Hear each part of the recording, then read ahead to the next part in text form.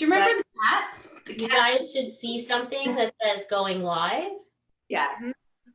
Perfect. I don't actually know if we're live yet, but Yeah, we don't even have a message from Rick yet telling me that he's guiding this conversation. So we'll wait for him to get on board. I'm sure he's pouring himself a drink. We're live. Yeah, we are live. Well, first of all, cheers to the beginning of this. Cheers. Oh, you're going through that drink pretty quickly. Yes, I am. I saved the last little bit of Scottish gin for this occasion. Right. Oh.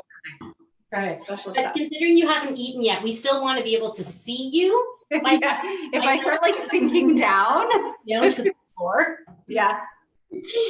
As we wait for everybody, if anybody is online with us yet, give us a shout out and let us know where it is you're coming from. We have Sarah Rosima Seaton coming with us from Trenton, Belleville. We have Elenor Miller, who's coming at us from my hometown, Toronto. And we have Maryanne McGrath, who's coming at us from Edmonton.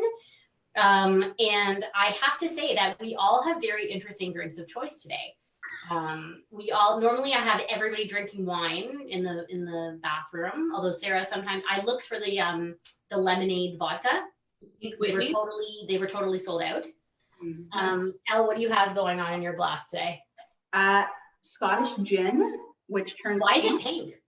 It turns pink when you add tonic water. So then you know it is activated and ready to rock. That is awesome. And Sarah, you're drinking something really unfortunate tonight, actually. The most inappropriate but summer drink. Right. I feel like you're drinking the COVID-19 beer. And Maryanne, you are going hardcore tonight. You have literally a 4-gallon container of Smirnoff. Nice.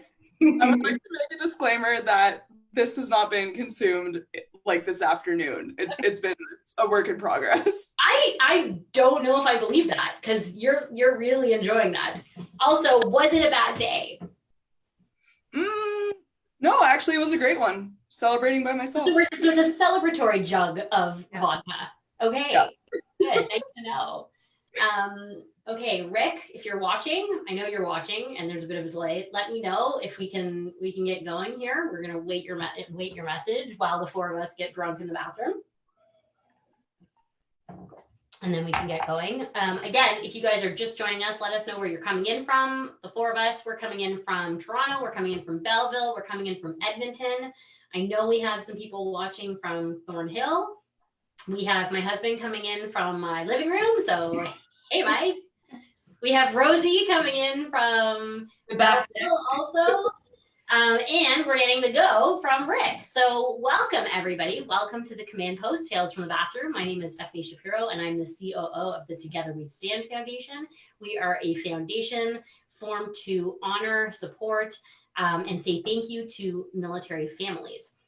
Today with me in the bathroom, I have our ongoing guest, Sarah Rosima Seaton, and our 2 new guests. We have Elenor Miller and we have Maryanne McGrath, and it is my pleasure to welcome all 3 of them today. I'm so honored to have you guys joining me, and the 3 ladies that you see here today make up part of the Together We Stand Military Family Advisory Council. So before we make any key decisions about families, we want to make sure we're not doing it with any assumptions. We want to make sure we're hitting the mark, and these 3 amazing ladies keep us in line and keep me out of trouble, most importantly. So thank you and welcome. Let's give a really quick intro to everybody, just to give everybody a little bit of your background. Sarah, let's start with you, just because you've done this a few times before. So give us the 30-second version. How long have you been in a military family? Any postings, any deployments, any children? I feel like I say this each week. I met my husband 20 years ago. He's been in, I think, for 22 years. He'll probably correct me on that. We have done seven postings, 7 deployments. I've lived in 3 different countries. He's lived in 2 different countries, and we have 3 kids, 15, 12, and 10. And a very needy dog. Sorry? And a very needy dog. And a very, very needy dog. Good. Maryanne, you are a relative baby compared to some of the other guests we've had of our show in terms of being green to the military family. Tell us about your background and how you got into the whole military family situation. Yeah, so I met my partner over 2 years ago now, and we're currently doing IR, or pretend IR, because we're not married. We don't have any kids, but we have two very needy cars. So that's kind of our line of responsibility. But yeah, we met while I was in university, and he has weathered, I think, like 4 or 5 final exam seasons with me, and I think that's like a huge test of a relationship. Amazing. Where is he posted right now if you're on IR? So he's posted to CFB Wainwright. Okay, and how long has he been there? So how long have you guys been doing IR so far? Just over a year as of a couple weeks ago. And so, how long has it been since you've actually seen him because of this whole COVID thing? So I got to see him 2 weeks ago, but before then we'd been separated for just about 8 or 9 weeks because of COVID. Crazy. Yeah, it's a little tough because, you know, the bases aren't really welcoming visitors right now. So I'm not able to go see him. He has to drive here to see me. So good for me, bad for him. And what branch of the military is he? Tell me his name. Yeah, his name's Ruben. Tell me what branch of the military Ruben's in, because we know Sarah is Erickson Air Force. So tell us about you. Yeah, so he's Army. He's an armored crewman. He drives labs. It's really cool. You know, I got to walk around on a lab one time. It was great. So yeah, I really enjoy it. Good. Okay, 2 years under your belt. And Al, let's come to you next. You've also been in this for a long time. Yeah, 18 years actually. Seems like an extra long time. A lot of that was long distance. I was in university. I was pursuing a career. You know, Tom was pursuing his career.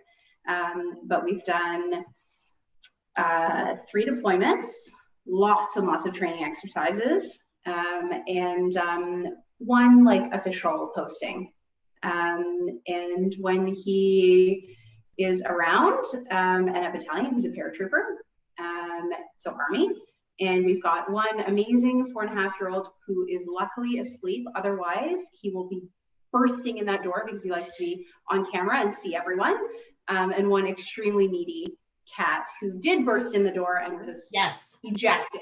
But so it's just me in the bathroom right now. Will he manage to get back into the bathroom? Because if he does, I'm going to be super impressed. Because a couple weeks ago, Charlie broke into Sarah's bathroom somehow using without hands. I don't know how that No, Remington is pretty smart, but I've locked the door and there's a bit of a barricade up because he's pretty tricky for a cat. Do you have any pets, Maryanne? I wish. Yeah, one day I won't live in a 1-bedroom downtown apartment and I will get so many dogs. And you will get so many dogs. Nice. Okay. Well, we are gonna have I think a lot of fun today. Hopefully you guys don't hate me. So we're gonna play a game of Never Have I Ever. So for those of you watching, if you have not heard about this, I'm going to ask a question that starts with Never Have I Ever. And if one of these lovely ladies has had that experience, they're going to hold up a sign that says, I have. And then they're going to be forced to tell the story about what happened when they endured that experience. And if they haven't done it, then they're going to hold up a sign that says, I have not. And either we'll move on because none of you will have endured it, or we're just going to sit around and listen to a lot of really funny stories all night. So I want to start it off with, are we ready to play, first of all? Yes. Okay, Yes. I want to start it off with, never have I ever been convinced by a really nice lady to sit and have drinks in the bathroom while being forced to tell my deepest, darkest secrets. Here I am. What about you, Sarah? No, Sorry, I have a bad internet connection. I just texted my husband to say, get the kids off the internet. Get them to stop streaming. So, okay, so all of you have been convinced to drink with me in the bathroom. So thank you. I appreciate you all. Okay, let's start with a real question. Never have I ever forgotten where I was actually living because I'd moved so many times. Okay, have not. Okay, Sarah, when and why did you forget where you were living? Can you hear me? Sarah? Is she frozen? Are we frozen? I think it's my internet connection. Uh-oh. We've moved a lot. So sometimes when you move so much, you forget where you are, or yeah. You moved 7 times in how many years? 7 times in, and that's not including like the back and forth. So I'm an Aussie, so I've moved back and forth from Australia when we first met as well. But yeah, sometimes you wake up and you're like, where am I? Where am I now? Okay, the next one. Never have I ever wondered exactly what my spouse does at work.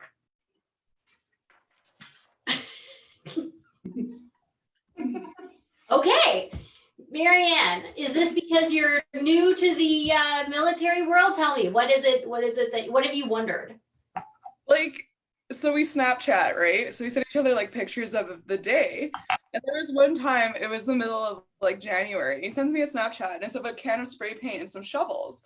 And I was like, what are you doing with your time? And he's like, oh yeah, I got asked to go spray paint some shovels.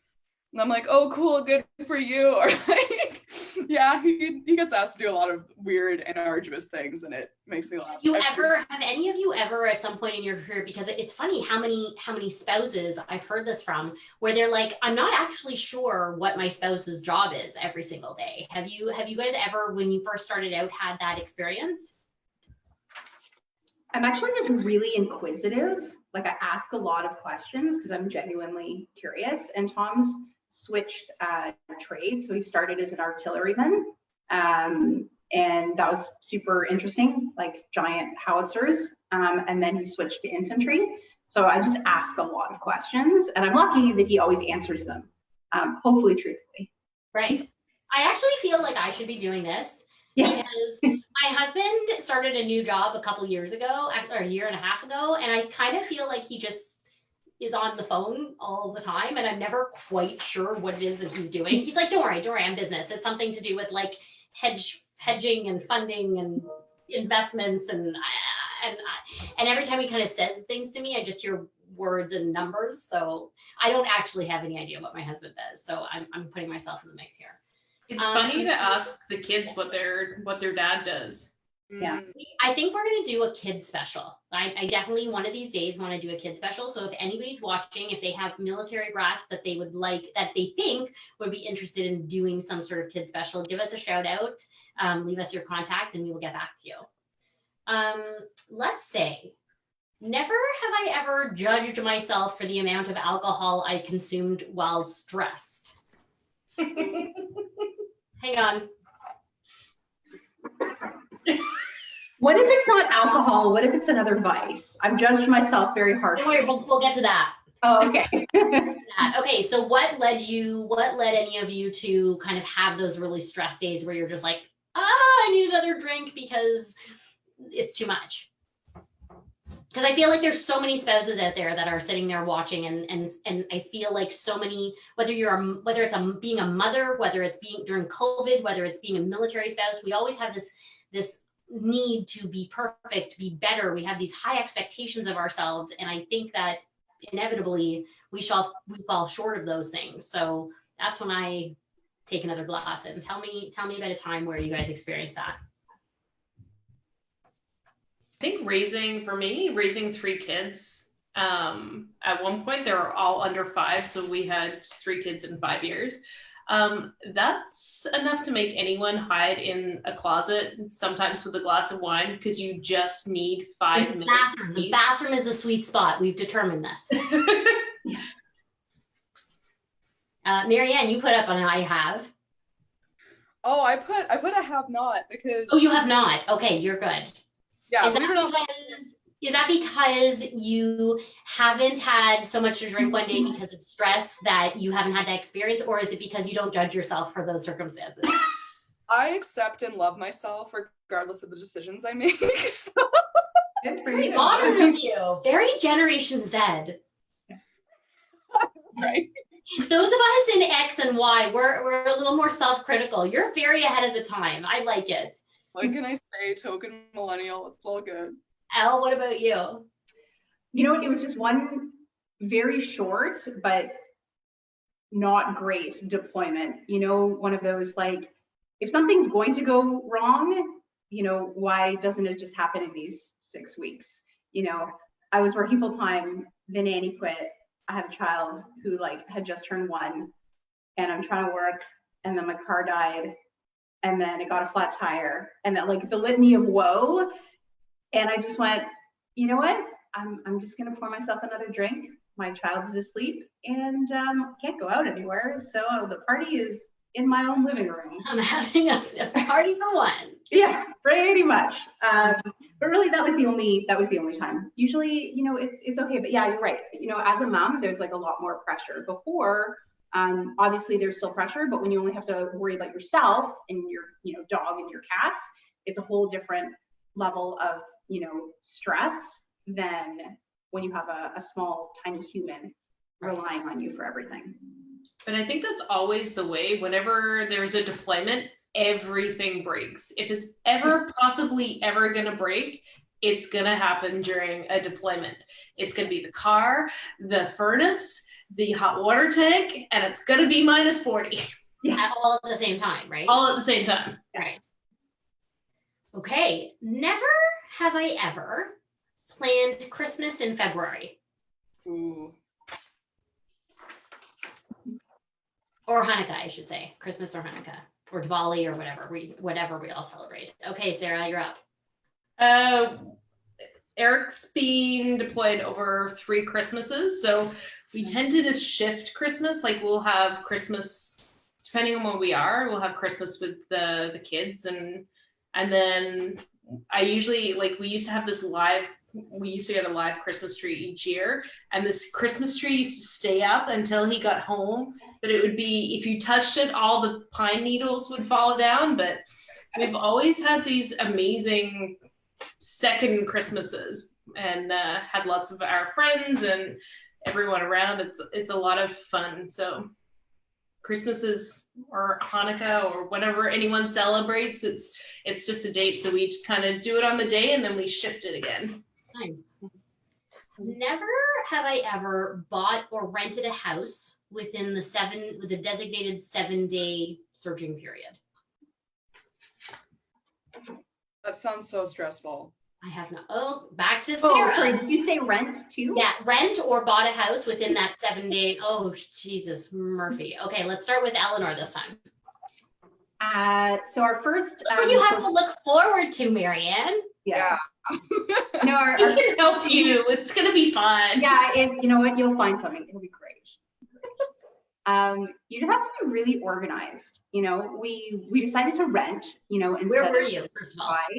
buy, moving across the country from Edmonton to Kingston.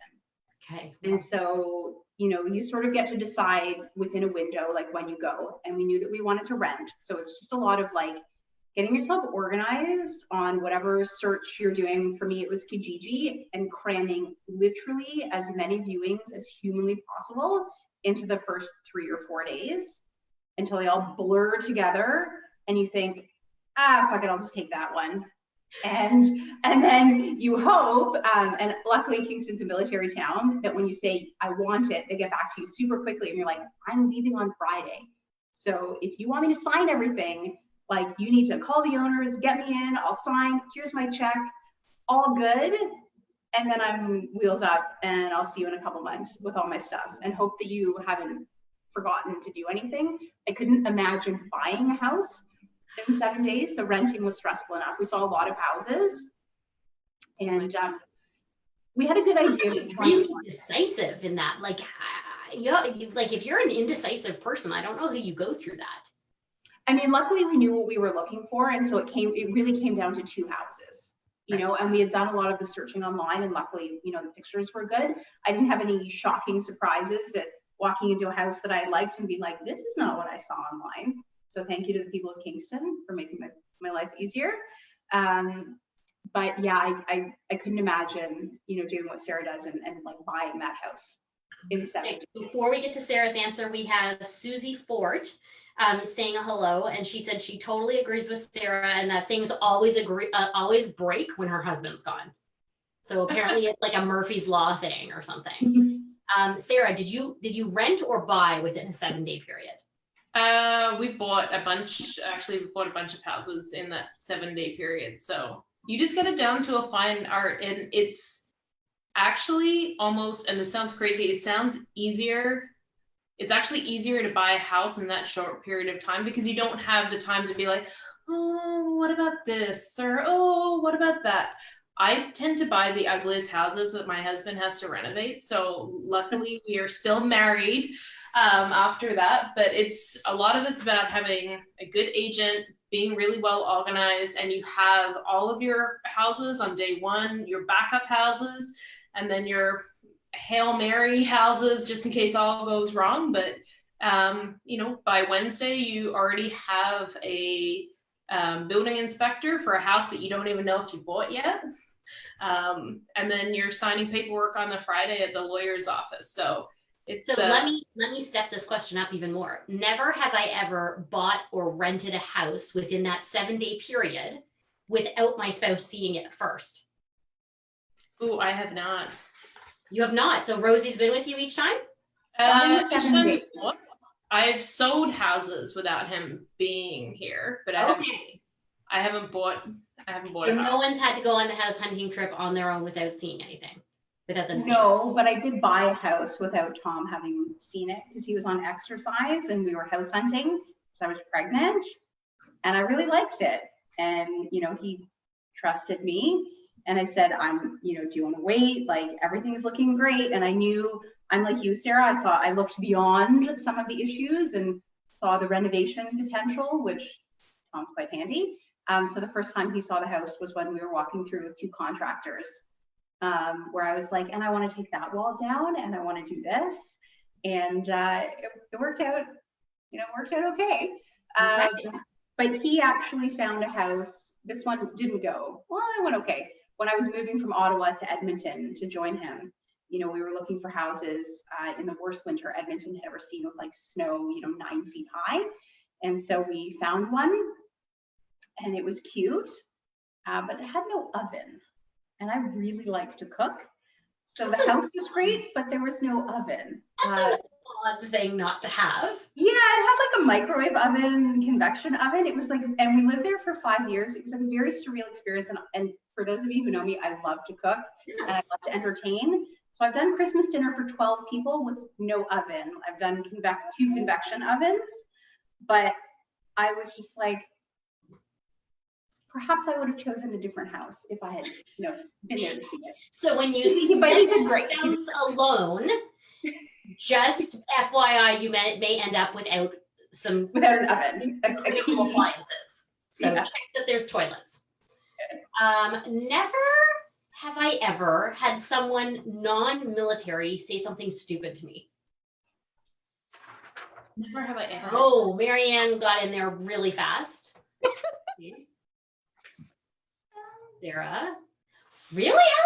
Wow. Yeah, you know what? My friends are great. They ask questions. They don't make assumptions, and they appreciate the education. Okay, and Maryanne, you looked really passionate about that answer, so I'm afraid to ask. Kick it. Yeah, so Ruben and I met when I was in university, and I went to university with a bunch of people who had very strong opinions about certain things, and one of them was the military. So when I started telling my friends, I'm like, oh, I'm seeing this guy, he's so great, he's in the military, they'd be like, and then just like make this laundry list of assumptions about what he was like or what he did, and it was just like, although on a more positive note, my parents sometimes say like really just like strange things, like they make these weird assumptions about his job, and it's actually like kind of endearing and adorable, because they're like, he's so brave, and he's like cleaning a lab for like 4 days straight, but he's so brave. It's really nice. So what I'm curious to know, when your friends first found out you were dating somebody in the military, what were some of the misconceptions that they had? Just that he was like a very aggressive, narrow-minded person. And then I tell them all of these stories about how like he actually has like a very soft heart and just is very like emotionally capable. They were like, whoa, like that's strange. And I was like, no, it's actually not strange. Like the friends that he has in the military and the people that I've met in the military through him, like there's no just like one person who's in the military, regardless of what they look like or what trade they're in. Like it is such a breadth of people that, like, for me, there's just no way I could ever say like people in the military are like this. Especially through this experience, there's like no way that you could ever say a military family is this. Right. Yeah. We'll have to do one show about like the misconceptions of military families and members of the military. I think that would be a really good one to tackle. Sarah, you had some things said to you. Share them with us. I've been told that our housing and our groceries get paid for by the military. That one was fun. How's that working out for you? Wow. Where do I claim that? You sometimes get people just saying stuff that I think it sometimes just blurts out of their mouths without them. And some of it is a misconception, like that your groceries and your housing are paid for, or or you get people who get, I think that they maybe get a little bit nervous and they like, aren't you scared he's gonna die? And I'm like, no, but thanks. But thanks for putting that in my head. Yeah, that's special. So I think it's, you sometimes only know what's on TV or in the movies, and it's nothing like that. So never say that. Sorry, Steph. I would say that like I feel more for the guys in the military, because I feel like sometimes they're the ones that have questions asked of them that just, you sort of think like, why did that come out of your mouth? You know, the favorite is like, you know, when getting back from deployment, so did you kill anyone? Right. Did you kill anyone? Who asks that? Right. You know, but a surprising number of people, that's what's on their mind. So they don't ask me that, you know, because how would I know?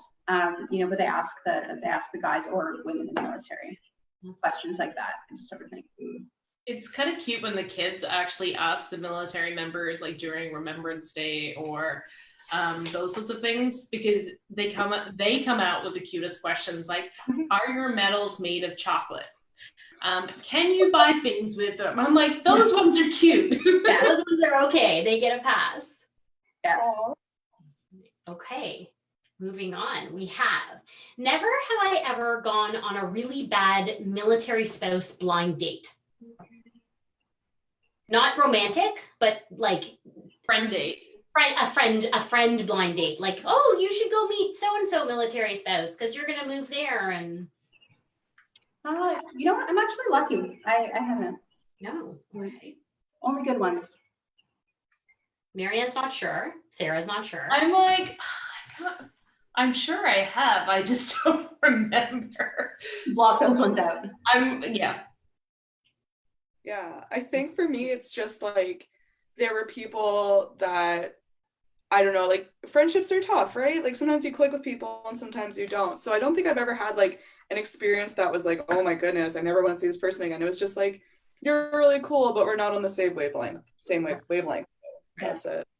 No, I feel like so many people try to set you up though. Like I've heard that, you know, you get set up a lot because people automatically assume that because you have this one thing in common that you're automatically going to become best friends. And I feel like it was like that when I became a new mom, where people were like, you are going to love this person because you also made a human, and then you have nothing in common. And it's like, it's icky. It's like, I don't think so. Thanks. But or that you have completely different parenting styles, or right. Okay. Never have I ever missed the days that my spouse was on a deployment or in training because he's driving me crazy.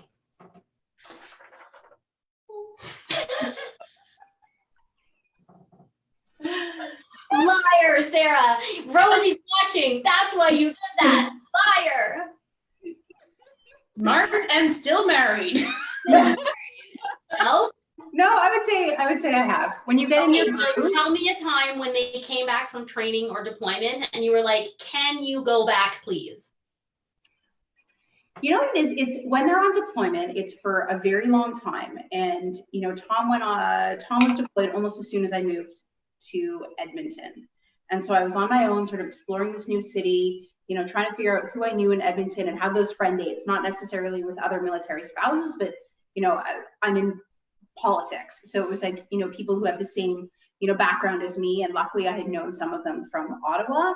But I found that, as the months went on, I found myself in like a really good groove. And, I'm the person that throws herself into things because I was like, I want to meet people and I will go to anything once. And I found myself in a really good groove of like things that I was doing. And I was doing things that, this was before I had Ethan, doing things that I always wanted to do. And my days were really full and my weekends were really full.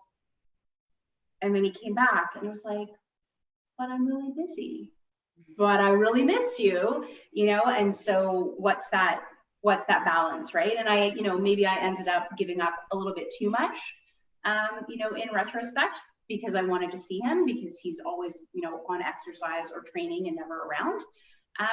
But, that was sort of like a tongue-in-cheek one. Obviously, when they're away for long periods of time, we're happy to have them back, but sometimes it's like, but I'm busy. I can pencil you in for Sunday at 4, but like I have a really busy life, but really that's to fill the time when they're not around. Right. And Maryanne, you also passionately put your Okay, so this is like not deep at all, but I really do not look forward to the kit explosion when he comes back and he just like throws his things everywhere and it's all stinky and it's not organized. And then I have to like teach him how to be civil again. And it's like, no, Ruben, when we eat food, we warm it up. Like you don't have to put hot sauce on everything for it to taste good. Yeah. So there's always like that little bit of reintegration. And like, we've never experienced a deployment, but when he's gone for a really long period of time, or even when he can't come see me from Wainwright, there's this whole section of time where we have to get used to each other again. And, I love as soon as that's over, it's fantastic, but it's that integration period or the reintegration period that really just is like. That's gotta be so frustrating to feel like you're like pseudo strangers when they first come back. Yeah, and I really feel for like all the spouses doing IR because it's like, for me, I know I felt like I was having to go through that after I hadn't seen him for 8 weeks because of COVID. Right. I feel for that like constant state of like, I know you and I love you and I'm so excited to see you, but like, in this house, we don't leave our socks on the floor.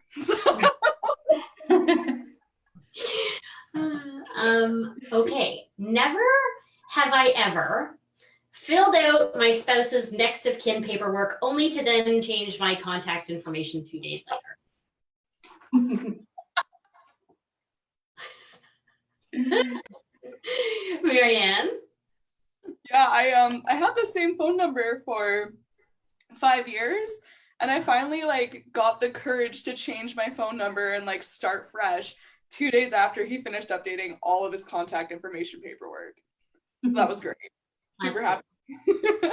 Never have I ever eaten ice cream straight from the tub because, life sucks sometimes. All the time. Oh yeah. Emergency supply. Never have I ever created a weird ritual before a deployment or during a deployment or during or before long-term training. Okay, Sarah, Maryanne? No rituals out? Okay, Let's go with Sarah first. I always get photos taken, family photos taken every single time right before he's deployed because if we have them done, I'm never going to need them. If something was to ever happen. So it's superstitious. It's superstitious. It's totally superstitious. Yeah. Okay. And Maryanne, what do you do?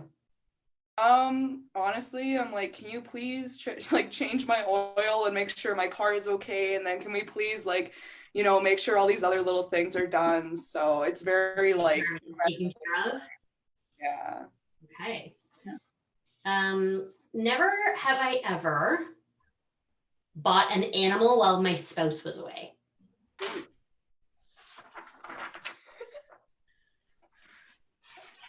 I haven't bought, but I convinced to keep. Okay. Is this said cat that is currently inhabiting your house? No. This was a rather large Chesapeake Bay retriever that friends of ours had, and they were looking to rehome. And I had asked Tom before he went away, and he said no, and I fully respected that. So what I did say was, what if we fostered her for a few weeks just to give the owners a chance to like take a breather, because they were going to just like put her down. I can't even remember, put her down or put her in the pound or just something. She was this gorgeous older dog. And I refrained from sending cute pictures of her like curled up on the couch with me. But the subtle, you know, she's with me while you're away, must have sunk in, because he came back and he was like, you know what, I've thought about it and let's keep her. So I was like, hey, You want a dog. my Amazing. plan worked. Yes, and she was lovely. We had her for a number of years before she passed away at the ripe old age of 13. And what animal, pray tell, is this Charlie that you acquired while Eric was away? There's nothing better when they come home from a trip and you have the cutest little puppy, because they're happy to see you. They're like, look, it's a puppy. So I got a puppy, and there's not much you can say because you were gone for so long. They're gone for so long. Yeah. Okay.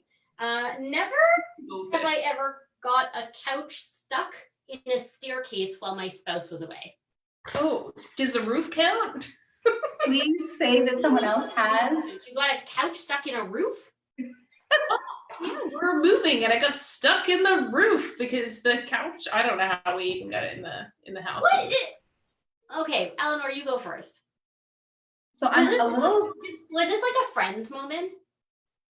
Like the pivot, the Ross pivot? Yeah, I'm kind of spatially challenged, and we were moving, and I knew that I wasn't going to take these couches, with me, and so Tom and I got them into the basement before he left, and then I put them on Kijiji, thinking like I'm going to do a good thing and offload all of this stuff while he's away. And it was a rental house, and it seemed easy. They went down, no problem, and these very nice people came over and said, "We love your couches," and I said, "Great, just take them up the stairs." They were clearly also spatially challenged. We tried for half an hour, twisting and turning and flipping. And finally I was like, just push really hard and jam it up the stairs. And a very large hole appeared in the drywall. And I was like, clearly it's not gonna go, but we got them down here. So bring it back down. And Tom came back and he was like, what the hell is that? I was like, I couldn't get that. That's my couch hole. So we called these nice people back again, and Tom just did some sort of flippy thing, and they just slid up easy as pie. And I felt really So not very couch clever. caught in staircase, couch caught in roof, because that's normal. And then 2 of our couches are still in Oklahoma. Right. Because otherwise they would have gone through. You learned. Never, we're gonna wrap this up because I can't believe how fast the time has gone by. Let's do a couple more. Never have I ever cried at Starbucks.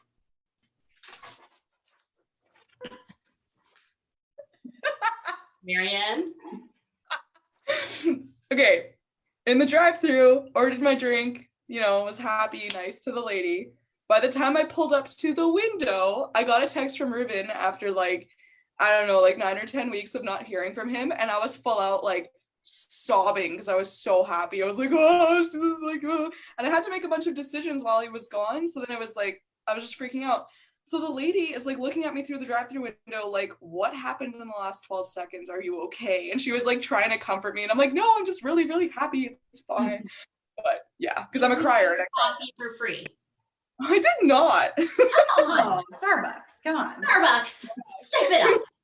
Come on. Let's see. Let's finish it up because we're here. Let's finish this up with, never have I ever felt like Canadians outside of military life just have no clue what we go through.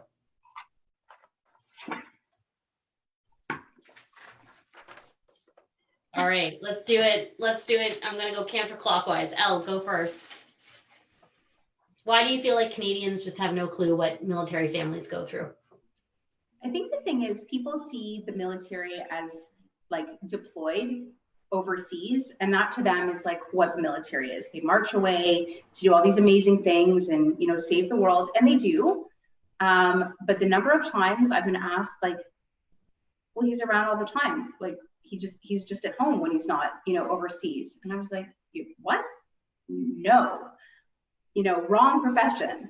They're training constantly so that they're at like peak readiness for when they do go somewhere overseas. And so people are shocked when they realize that in Ethan's first year of life, Tom was away for 8 months of that. And so it was like me and a newborn flying back and forth across the country. with Tom constantly on exercise, doing great things and training.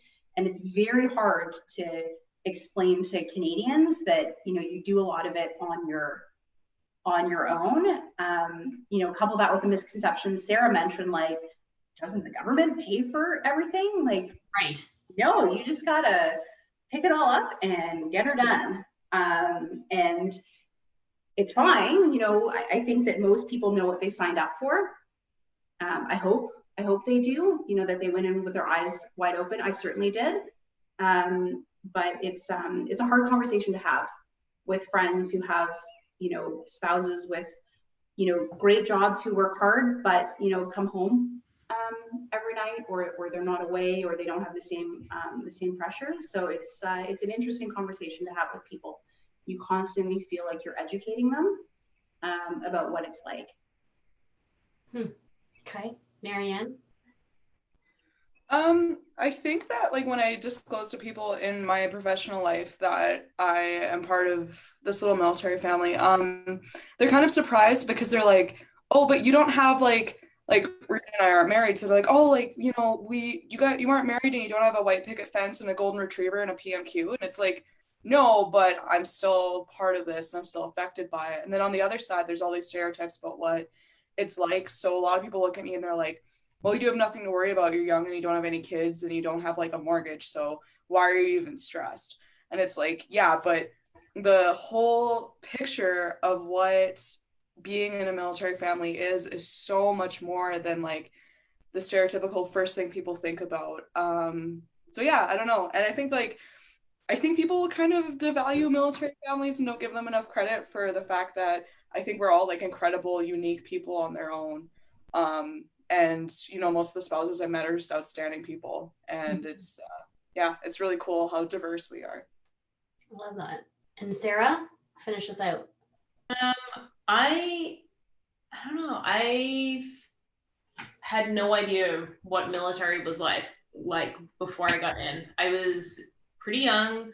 I'd known my husband from university because he was in university when we met. So the realities of what it was actually like wasn't what I expected. So I think in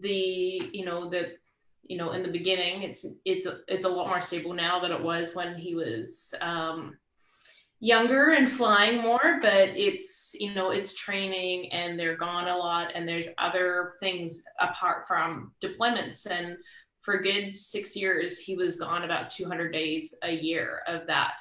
And I think one of the things I don't think that Canadians really understand is that everybody's military journey is different. Mm-hmm. So there's some people that, have a very stable schedule and they never deploy and they don't move around a lot. And then there's people that move around. And then there's, people who, are spouses of people who are away, but we don't really know where they are because of the types of jobs that they do. And those spouses are incredible.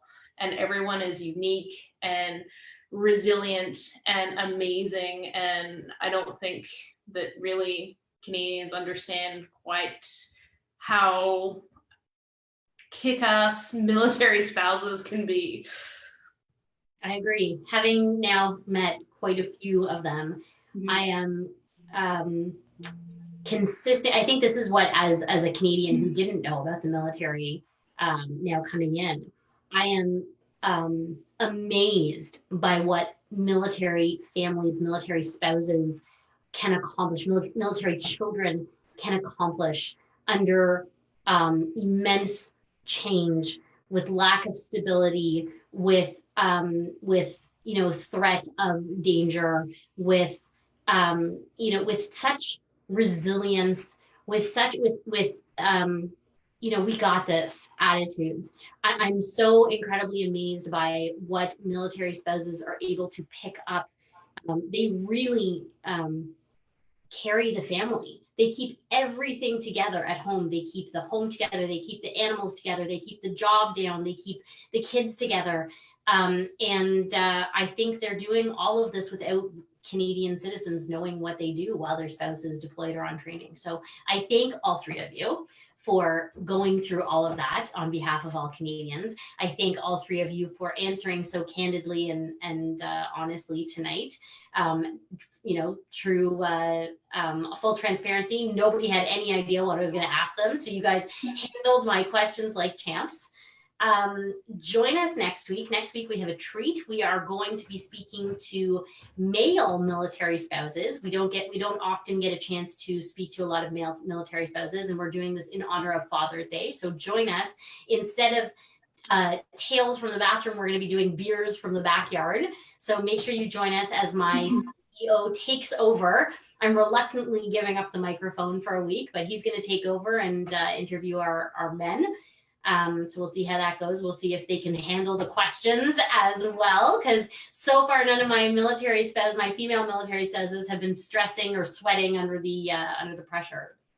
So thank you to all of you, and we'll see everybody next week. Okay. Bye guys. Thank you. Steph.